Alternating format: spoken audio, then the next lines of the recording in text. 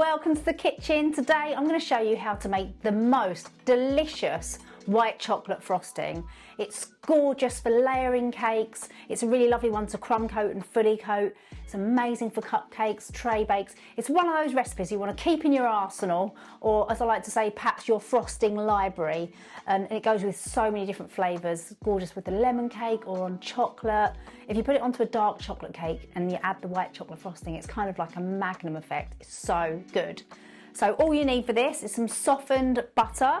I've got some salted butter here because I like my icing to be a bit salty, but you can use unsalted if you like. I've got some melted white chocolate here. So I've just melted this and it started to cool. A note on melting white chocolate, it can be a bit tricky. You can either melt it in a glass bowl on a bain-marie over a simmering pan, just not touching the water, or you can do it in a microwave. If you do, you need to do it on a low power and stir it every 20 to 30 seconds. Some brands of chocolate, white chocolate, do vary. Oh, it's my Harry Potter alarm. Some brands of chocolate do vary. Some are easier to melt than others. You do get some white chocolates that seem to just be really tricky when you melt them. When they get hot, they almost start to seize up. So if you've, sort of like had it on for a couple of blasts in the microwave, or it's just looking like it's not quite shifting, it's staying like solid and pasty, you can just add a little bit of vegetable oil to your chocolate and stir that through, and that just will help it to melt. So, like a teaspoon at a time. As I say, all brands vary, okay? And then I've also got some icing sugar and some vanilla extract. So, first of all, just gonna put my butter into my stand mixer. You can completely do it by hand, but you'll need a wooden spoon. And you'll just need to have lots of elbow grease because you need to beat it really well so it's lovely and pale and creamy.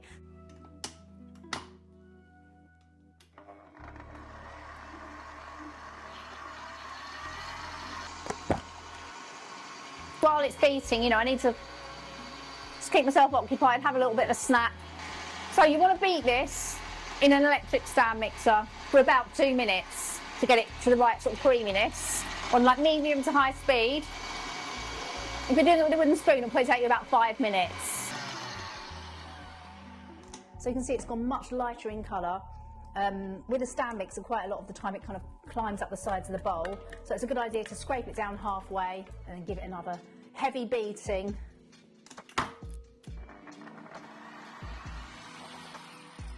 There we go, look at that. That's super creamy and really much lighter in colour than it was when it started off as its original state of butter.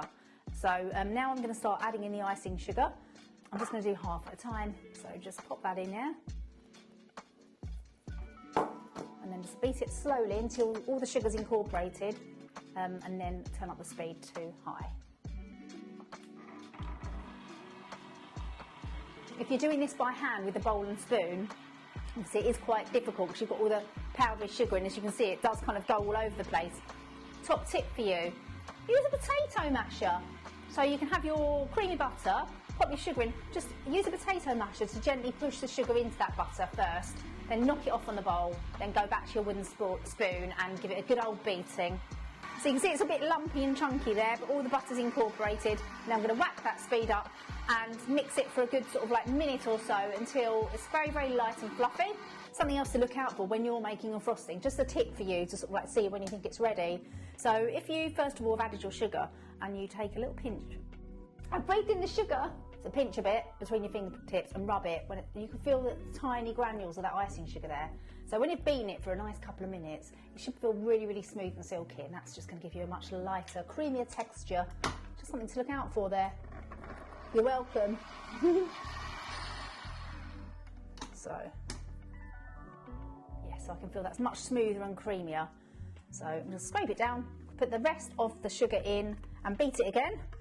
So you can use vanilla extract or vanilla bean paste. Do you know what? I'm going to use vanilla bean paste actually. Tell you for why. What I love about vanilla bean paste is the visuals of it. So when you see all those flecks of vanilla seeds, and obviously if you're doing it in a chocolate frosting or a chocolate sponge, it's kind of wasted. Just give that a splash in there. Perfect. Second half of the sugar going in. Same thing, mix on slow. And then we'll whip it up to fast once it's all incorporated. Looks like sort of like dry ice here, doesn't it? It's all magical. So there we go, really gorgeous frosting there. It's kind of like a basic buttercream, but there's less sugar in this because we're going to add the white chocolate, which is going to stiffen it up. I mean, wait till you try this, guys. If you make this, you must let me know because I'd love to hear from you. So now I'm just going to scrape the bowl down. I'm going to add my white chocolate. So you can see, lovely and melted, completely lump-free, and it's cooled down now too. So I'm just going to dump it all in. Beat that through to thoroughly mix together. So let's have a look here. Oh, it just tastes like a Magnum. So good. What you're looking for is a soft, spoonable icing, nice and spreadable, smooth, lump-free, but one that would be fairly easy to pipe and easy to spread. So if it's a bit stiff, you feel it's kind of like you're struggling to kind of move your spoon through, then add a tablespoon or so of milk just to get it to the consistency that you like it to be when you're covering your cakes or you're piping with. But that's perfect for me. You can keep it for up to a week at room temperature, well covered, or in the fridge for 2 weeks, or you can even freeze it. Everything you need to make it is just down there, and keep your eyes peeled because I'm going to use this now to decorate my very special quadruple chocolate Easter cupcakes. Bye!